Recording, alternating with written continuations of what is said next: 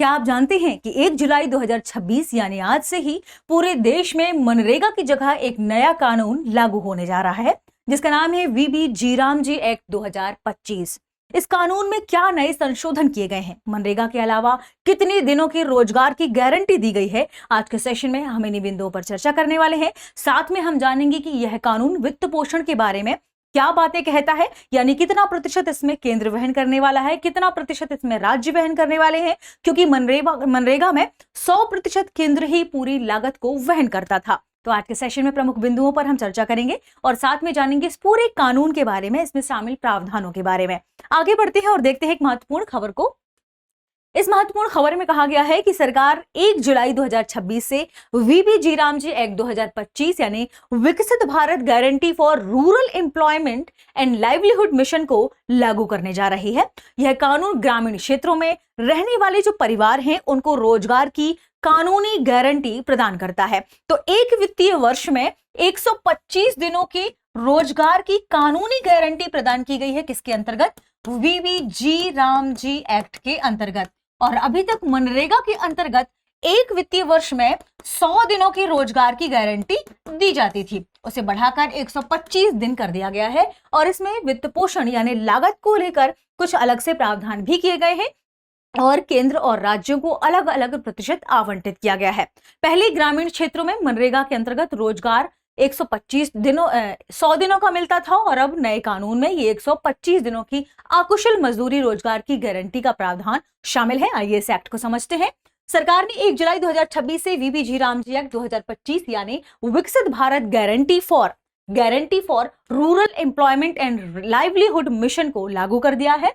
यह कानूनी गारंटी प्रदान करता है ग्रामीण क्षेत्रों में रहने वाले जो परिवार हैं उनको रोजगार की। ठीक है, पहले व्यवस्था क्या थी? हमने पहले भी चर्चा की कि पहले 100 दिनों की व्यवस्था थी मनरेगा के अंतर्गत। अब इस कानून में क्या चेंज हुए हैं तो ध्यान रखें, यह 1 जुलाई 2026 से पूरे देश में लागू होगा। ठीक है, दूसरा 125 दिनों की रोजगार गारंटी कही गई है, कानूनी गारंटी दी गई है रोजगार की। ठीक है, और जो पुराने मनरेगा में जॉब कार्ड दिए गए थे उन परिवारों को, ग्रामीण क्षेत्रों में जो मजदूरी का जिन्होंने काम किया था, उसी जॉब कार्ड के माध्यम से अब वीबी जीराम जी के अंतर्गत भी रोजगार मिल सकता है। यानी पुराने जो जॉब कार्ड है मनरेगा के वो अभी मान्य रहेंगे, यानी नया कार्ड बनवाने की जरूरत नहीं है। जो कार्य पहले से चल रहे हैं मनरेगा के अंतर्गत, जितने भी इंफ्रास्ट्रक्चर से रिलेटेड वो कार्य अभी भी जारी रहेंगे, उन्हें रोका नहीं जाएगा, यानी वो बिना रुके आगे काम करते रहेंगे। और जो मजदूरी दी जाएगी, 125 दिनों की जो रोजगार की गारंटी दी गई है, उसमें जो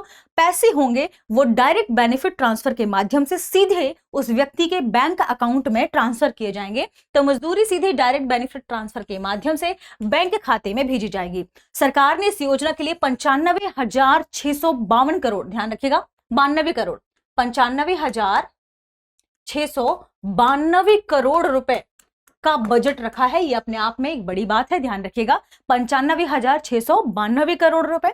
अब बात करते हैं कि वित्त पोषण को कैसे डिवाइड किया जाएगा।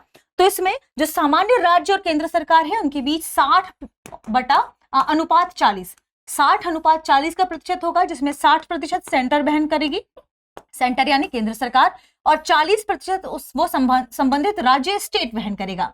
वहीं अगर हम बात करें हिमालयन राज्यों की, पूर्वी क्षेत्र या पूर्वोत्तर क्षेत्र में शामिल राज्यों की, तो उनके बीच जो लागत का अनुपात है वो होगा 90/10। तो 10% कौन वहन करेगा? यहाँ 10% लागत का वहन करेंगे हिमालयन राज्य और नॉर्थ ईस्टर्न राज्य, और 90% सेंटर वहन करने वाला है। ठीक है, ध्यान रखिएगा। तो ये वित्तीय से संबंधित जो प्रावधान है वो है, आपको नोट कर लेना है। इस पूरे सेशन की अगर हम बात करें, इसका उद्देश्य क्या है इस पूरे कार्यक्रम का?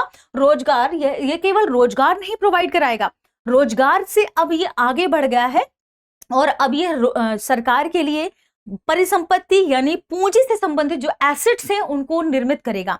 ऐसे एसेट्स जैसे शिक्षा से संबंधित इंफ्रास्ट्रक्चर, जैसे स्वास्थ्य से संबंधित इंफ्रास्ट्रक्चर, सड़क, रोडवे, आप जानते ही हैं, एक्सप्रेसवे, इन सभी का निर्माण होगा, जिससे भविष्य के लिए नई एसेट सृजित होंगे सरकार के लिए। ठीक है, तो ग्रामीण आजीविका के साथ साथ यह स्थायी परिसंपत्तियों का भी निर्माण करेगा और विकसित भारत का जो हमारा विजन है @2047, उस विजन को भी यह साकार करने में मदद करने वाला है। ठीक है, वित्त पोषण के संदर्भ में जैसा कि हमने देखा कि मनरेगा जहां केंद्र सरकार पूरा 100% मजदूरी का भुगतान करता था, पूरा 100% जो मजदूरों का बिल आता था वो केंद्र सरकार देती थी मनरेगा में। इसमें क्या हो गया है, ये जो नया ढांचा है अब केंद्र और अधिकांश राज्यों के बीच 60-40 लागत के साथ साझाकरण अनुपात में आ गया। जैसा कि अभी हमने बात भी की, 60% केंद्र और 40% राज्य। और पूर्वोत्तर हिमालयी राज्यों के संदर्भ में ये आंकड़ा 90 और 10 का है, जो कि हमने अभी चर्चा में शामिल भी किया था।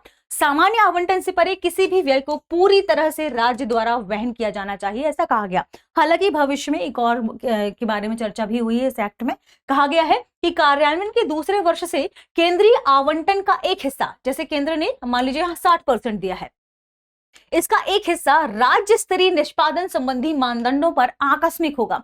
तो अब निष्पादन किस लेवल पर चल रहा है, इस पर सख्ती से निगरानी होगी, सारी चीजें चेक की जाएंगी, देखी जाएंगी, और इस पर अब राज्य का कुछ एक हिस्सा वहां भी जाएगा। ठीक है, ध्यान रखिएगा। अब यहाँ पर शासन कैसे होगा, वीबी जीराम जी एक्ट को ट्रैक कैसे किया जाएगा, ये जो पूरा कानून है वो कैसे लागू होगा। तो इसमें राष्ट्रीय स्तरीय एक स्टीयरिंग समिति बनेगी। राष्ट्रीय स्तर पर जो स्टीयरिंग समिति बनेगी उसका जो अध्यक्ष होगा वो होगा केंद्रीय ग्रामीण विकास सचिव। केंद्रीय ग्रामीण विकास सचिव, इनकी अध्यक्षता में एक कमेटी काम करेगी जिसमें 16 सदस्य होंगे। तो केंद्रीय ग्रामीण विकास सचिव की अध्यक्षता में एक 16 सदस्यीय समिति बनाई जाएगी, जिसे राष्ट्रीय स्तर पर स्टीयरिंग समिति कहा जाएगा।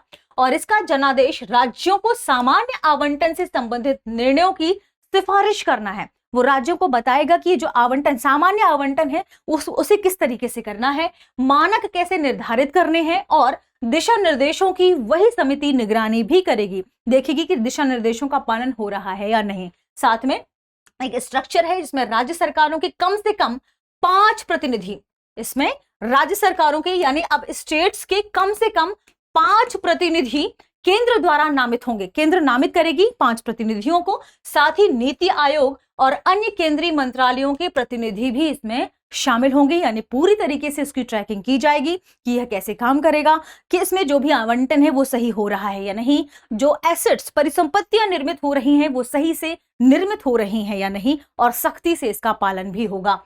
केंद्रीय ग्रामीण रोजगार गारंटी परिषद का भी गठन करने की बात कही गई है। तो केंद्रीय ग्रामीण विकास मंत्री की अध्यक्षता में इस निकाय का मुख्य उद्देश्य क्या होगा, एक नए कानून, ये जो नया कानून बना है वीबी जीराम जी एक्ट, इस नए कानून के समग्र कार्यान्वयन पर केंद्र को सलाह देना। तो ये केंद्र को सलाह प्रोवाइड कराएगा कि ये जो कानून है इसका कार्यान्वयन किस तरीके से किया जा सकता है और इसमें क्या सुधार किए जा सकते हैं। आगे बढ़ने से पहले आपके लिए महत्वपूर्ण सूचना है, दृष्टि आईएएस ने शुरू किया है 73वीं बीपीएससी को टारगेट करते हुए नया कार्यक्रम, नया फाउंडेशन बैच, जो आपको हिंदी और अंग्रेजी दोनों में मिलेगा। इसके अलावा जेपीएससी को लेकर भी फाउंडेशन बैच शुरू हुआ है, प्रीलिम्स प्लस मेंस को फोकस करते हुए, जिसमें आपको किताबें, मैगजीन, 1 साल की करंट अफेयर, ये सब कुछ निःशुल्क मिलेगा। अब आप कहां से खरीद सकते हैं, तो कॉल करें 8750187501 पर, हमारी टीम आपको इसके बारे में जानकारी प्रोवाइड करा देगी। आगे बढ़ते हैं और प्रश्न देखते हैं। प्रश्न क्या है, वीबी जीराम जी अधिनियम 2025 के लागू होने के बाद ग्रामीण परिवारों को प्रति वित्तीय वर्ष कितने दिनों के रोजगार की कानूनी गारंटी मिलेगी। ऑप्शन ए 100 दिन, ऑप्शन बी 120 दिन, ऑप्शन सी 125 दिन, ऑप्शन डी 150 दिन। मिलते हैं अगले सेशन में। इस प्रश्न का सही जवाब कमेंट सेक्शन में देना ना भूलें। रिवीजन करते रहें, पढ़ते रहें, क्योंकि बहुत जरूरी है, एग्जाम बहुत ही नजदीक आ गया है। शुक्रिया। अब एग्जाम की तैयारी को और बेहतर करने के लिए हमारे चैनल को लाइक, शेयर और सब्सक्राइब करना ना भूलें।